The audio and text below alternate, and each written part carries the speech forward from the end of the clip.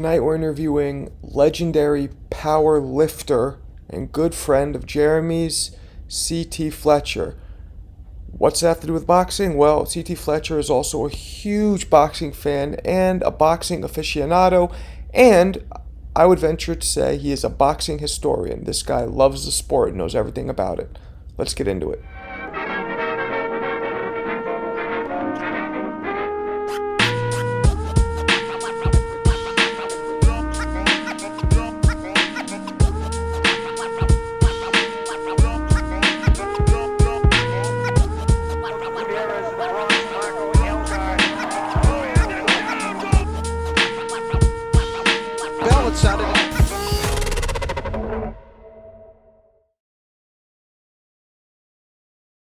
So in the weightlifting world, who's the GOAT right now? As far as bodybuilding is concerned, Ronnie Coleman will always be the GOAT in bodybuilding. And so my favorite bodybuilder will probably be Sergio Oliva, as far as bodybuilding is concerned. Do you know who I spoke with the other day? Australian guy, Lee Priest. Oh yeah, Lee Priest. Lee?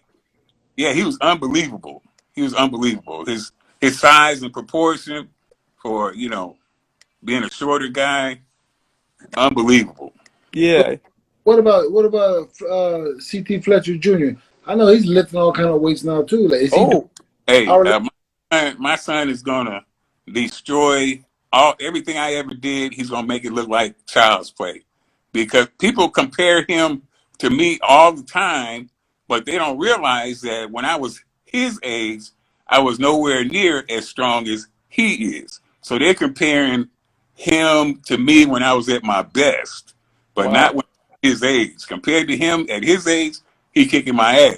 So by the time he gets in his prime, 32, 33 years old, he's going to be killing everybody. Man, wow. I saw a couple of videos of him lift. I'm like, and then obviously I know your son. He's a good dude. He's a really, really good dude.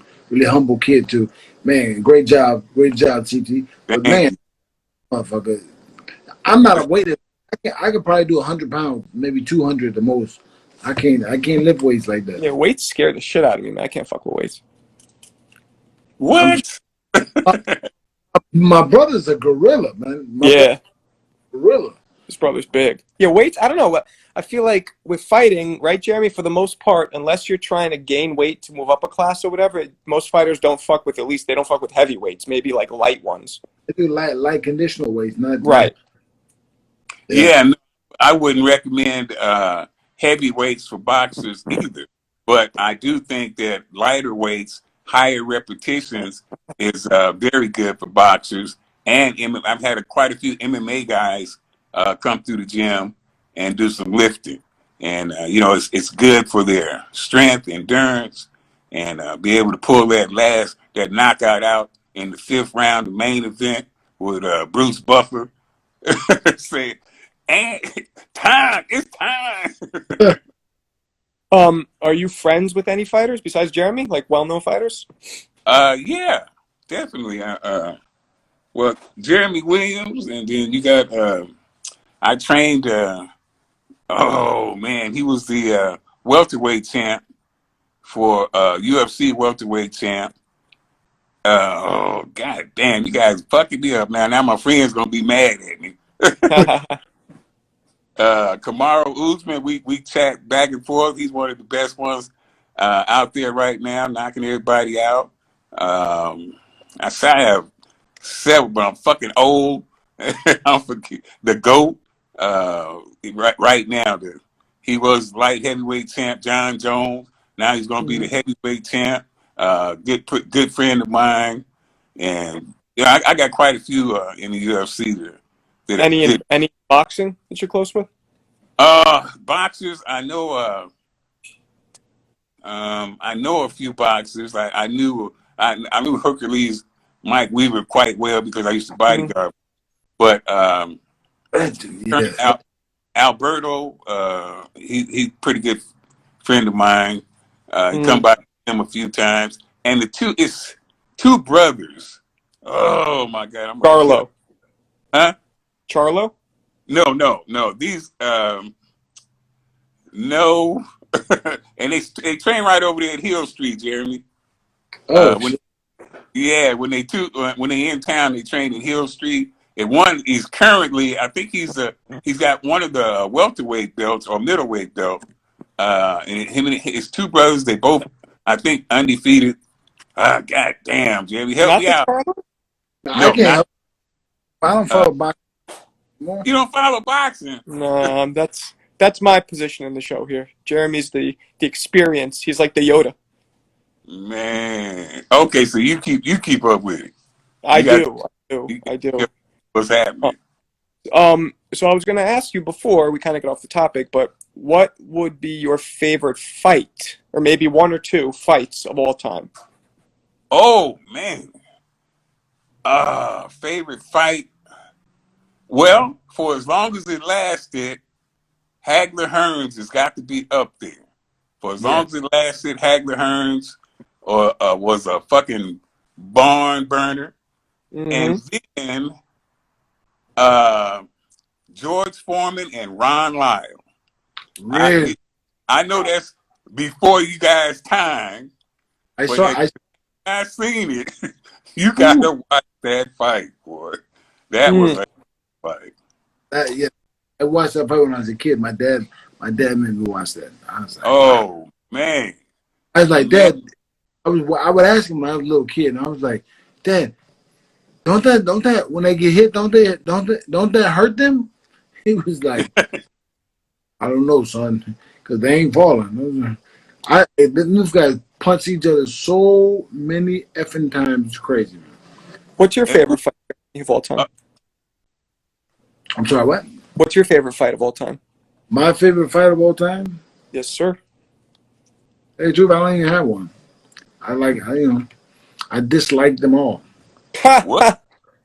Jeremy has What huh? Aaron Pryor Woo. and the guy he took the top, Alexis Arguello, right? The fight. Aaron Pryor, Alexis. Did you guys see that fight? Yeah, of course. Woo-hoo-hoo. I've been 40 years. I think Pryor should have been in it should be in people's top 5, but he usually isn't. Right. The Hawk. The Hawk is Hawk. open, man. My favorite fight of all time, which I think this fight had everything. It had drama. It had back and forth. It had power. Was Diego Corrales, Luis Castillo won. Yeah, that was unbelievable. Woo. That was unbelievable. What Diego did in that fight, because I mean he was out. He was. Yeah. I thought it was over a few times. He bent the rules a little bit by spitting out, but yeah. But I mean, to make that comeback, yeah, I can see why that's up there. Yeah, I would put that up there too. That was an incredible fight, man. Unbelievable. What are you gonna say, Jeremy? I know. I said that. I mean, sometimes you got to break the rules to make the shit go your way. A fight that I was at. I'm from New York City, born and raised, Hell's Kitchen. Was which I thought was one of the greatest fights. And I was at that fight. Kevin Kelly versus Prince Nassim. Man. That was so. It was at the Garden, right? And half of the Garden was Brits, and the other half was us, right, New Yorkers.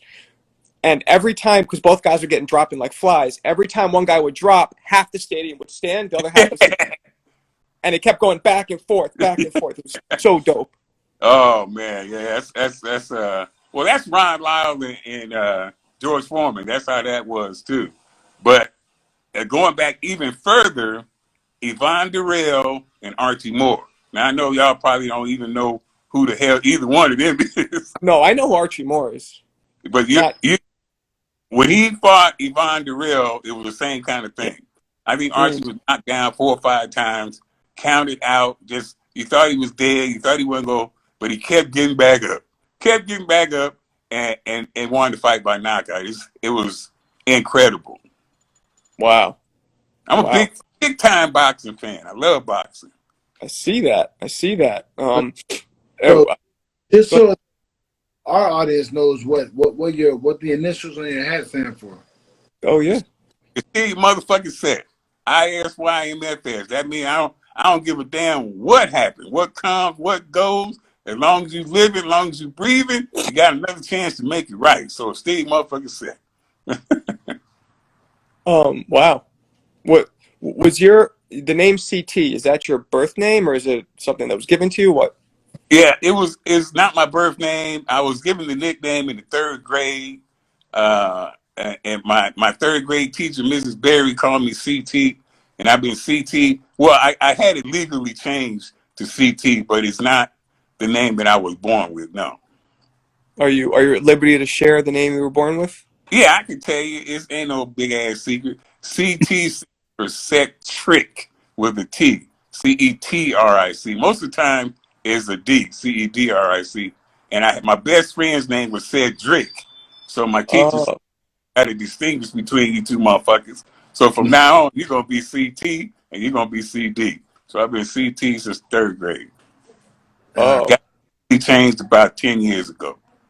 And so okay. you raised in Compton, yeah? Yes, sir. Well, where you live now?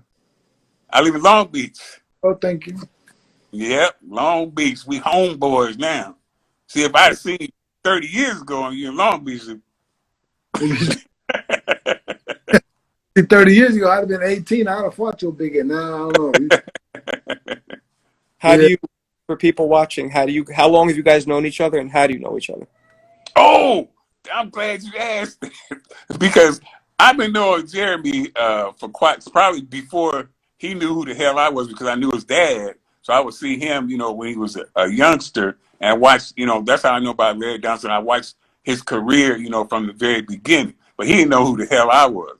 And this is funny because I used to tell Jeremy, every time I see Jeremy, I say, hey, Jeremy, you don't know this, but I got to walk you to the ring one time, and you put your hat on my head, and I felt fucking fantastic, man. I never forgot you for that. And every time I tell Jeremy that story, he would look at me, like, what is this motherfucker talking about? I don't remember that shit. And you know why you don't remember, Jeremy? Because I it guess wasn't you. I just figured it out, man. It was Mike Weaver. That's why I said about Mike Weaver. It was Mike Weaver that I walked to the ring and he put his hat on my head. So that's why you can't remember the shit, because it didn't happen, man. well, yeah, I'm honest. At least I'm honest. He was like, I said, you remember that time? Jeremy like, no, not really, CT. It ain't ringing no bells. And I'm like, fuck, come on, man. You forgot about my ass. But I'm the one that forgot. I'm the old motherfucker. And with Hercules Mike Weaver, he used to walk him to the ring, and he fucking, pull his hat off after he won the belt and put his hat on my head. And I'm getting Jeremy Williams and Mike Weaver mixed up. So I apologize, Mr. Williams, but you still owe me $125. Punchy motherfucker. Yeah, I'm the punchy motherfucker. So you guys met at his pop's gym back in the day?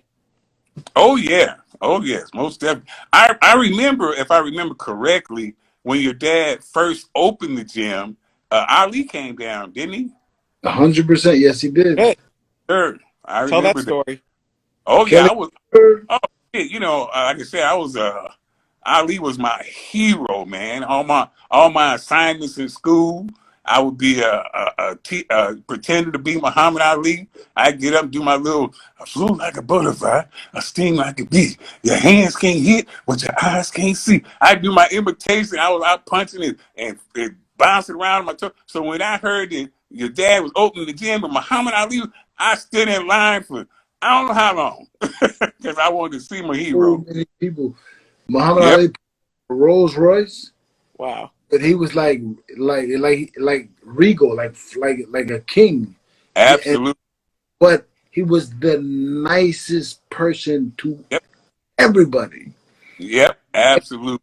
Asian, homeless, like whatever you were, he give you the exact same thing he gave the next person. He give you a couple minutes of his time, and he'd listen to you, and then he'd say thank you, and then God bless you or whatever, Assalamu alaikum, and he'd walk to the next person. Yep. And And hundreds, that's why he's the greatest. and that is one of the that. And from that, as I grew up and I realized who and I got a little notoriety, a little fame, and I realized what Muhammad Ali was like 1,000 times what me. I was like, wow, this dude is the greatest, man. Now But look, you got to look at this. I am, a little kid. Muhammad Ali's the heavyweight champion of the world, Mm-hmm. and he's drafted. And this is when he became my absolute hero. I'm a little black kid growing up in Compton, and I see this guy, the heavyweight champion of the world, tell the whole United States government, "Fuck no, I ain't going. I don't care what you do to me. You take my title, you can put me in jail. I'm not going. I'm not going to go over there and kill some innocent people just Mm-hmm. because you say I got to go. Hell no." Boy, look here. I wanted to be Muhammad Ali. I was a look, and I was saying, damn, he has got a pair of balls on him. That is, you stand up, because you got to remember the time, the era that we were in, and watch riots and stuff going. We Mm-hmm. lived in during the watch riot, and that era, that time, for him to stand up and take that Mm-hmm. and say, I don't give a damn what you do, and take shit. You know what's All weird though? I find you're absolutely right, but I find that it's weird that Jack Johnson's balls were bigger, Oh yet yeah, yet he yeah, doesn't get the recognition Ali got. Jack Johnson did shit where like he could have got lynched any oh, second. Why do you think and that is? and was bold about it too. Was Yeah, bold about it. Hell yes, I'm doing this shit right in front of your motherfucking face. What you gonna do about they it? say that that's why Joe Louis refused to ever be photographed with a white woman was because Jack Johnson did it so much, Wow. and he's Yeah. like, because Louis was the first black champion I think since Jack Johnson, if I'm not mistaken. Yep. They So for a time they would let him get a crack at it. But they no, finally, but you always hear Ali, but you never hear Jack Johnson what he did, and how bold he was. I feel like oh, he was probably more bold, don't you think? he was super bold. Now it's on different on his level. It was just as what he did was just as audacious, just as bold, just as outlandish because he was definitely under threat of his life. He was I prepared to give up his life. somebody's saying here, Jack Johnson did it for himself. Ali did it for the people. Thank you. That is an excellent analogy. Perfect. Work. Interesting. I guess Perfect. because when Jack Johnson did it, there wasn't enough of his people behind him, maybe. But when Ali did it, he had a movement already, just waiting. Maybe I don't know. So Johnson inspired Ali, probably is what I'm reading. And Johnson did funny shit though, man. He would be in there whooping these white guys' asses and talking to them in slave voices, like fucking with them. Like, does that hurt? Does that hurt there? Does that hurt? Oh, I'm sorry, master. Let me give you another one. It was fucking hilarious. He's a bad motherfucker, definitely. I see that Lee Priest chimed in there for a minute there. I wonder is he still here? What's up? Lee Priest, the bodybuilder you were talking about? Yeah. I Yeah, saw him. he's on here. He's on. I seen his name pop up. Yeah, that's my man now. He's Yeah, he's in all, there. all the way from down under. Yes, Jack Johnson actually. I put him as one of the greatest because nobody ever came close to beating him. Nobody. Yeah, even though the Willard fight was bullshit. Yeah, Do you it was think bull. he really threw it? Yes, hell yes, hell yes. Dude. It Shit, shit. it looked like he did. When he fell and he covered his Yeah, eye. yeah. He was under a tremendous amount of duress at the time. They were threatening and they had all kind of threats on him. So yeah, it stands to reason, that because he was. I mean, nobody was in his league, and then for him to lose like that in that way, So it in the reeks. same in the same vein, do you think that Sonny Liston threw it? Oh hell no, I don't think so either. I hell think, no. I think he got hit with a short right hand. Boom. And you see it land. You see his face. Shit. You know what I mean?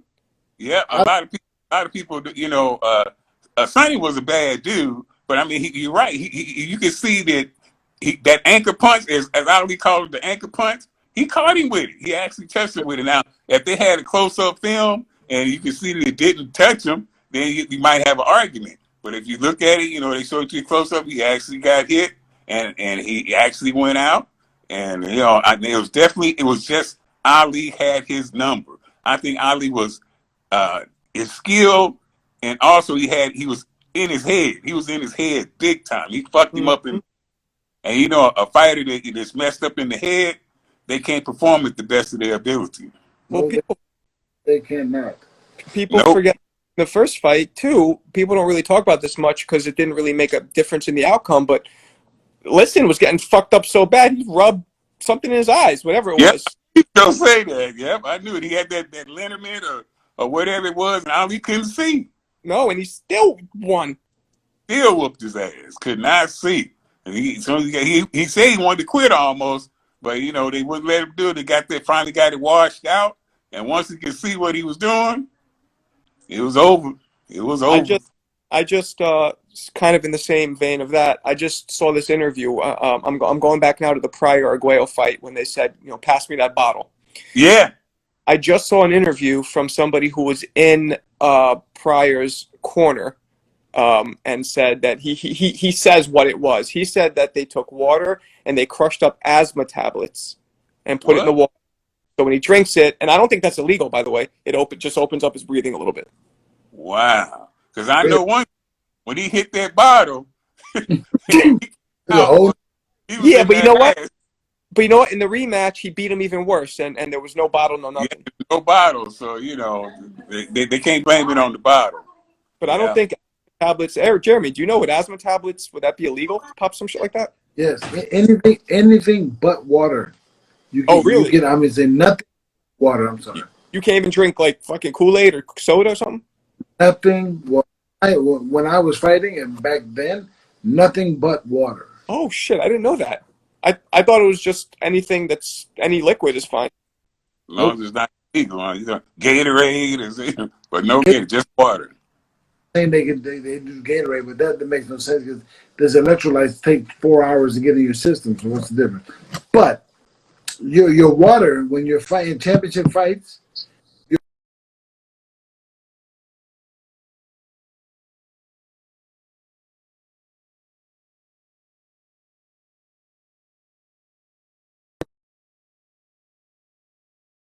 No drugs and hype me up, huh? Yeah. So all of that stuff is tested after the fight. So if you win, and then it's disqualification. So, Jeremy, do you think punchers are developed or are they born? They're born. Powerlifters, they developed or born? Oh, definitely. The great powerlifters are born. There. Yep, they strong. They start out with a physical advantage, just like hard punchers. They start out from the gate before they even learn all their skills. They can hit hard. They may not have the skill, but I guarantee you can hit hard. Before you honed your skill, you still can hit hard. I mean, in my experience, not only boxing but teaching people a little bit, I feel like I was always able to teach power to some extent, but speed I was never able to teach. You agree with that, Jeremy? Yeah, speed. Yeah, they're just natural gifts that you gotta have. Power and speed. You can punch hard, but like monstrous punch. Yes. Different.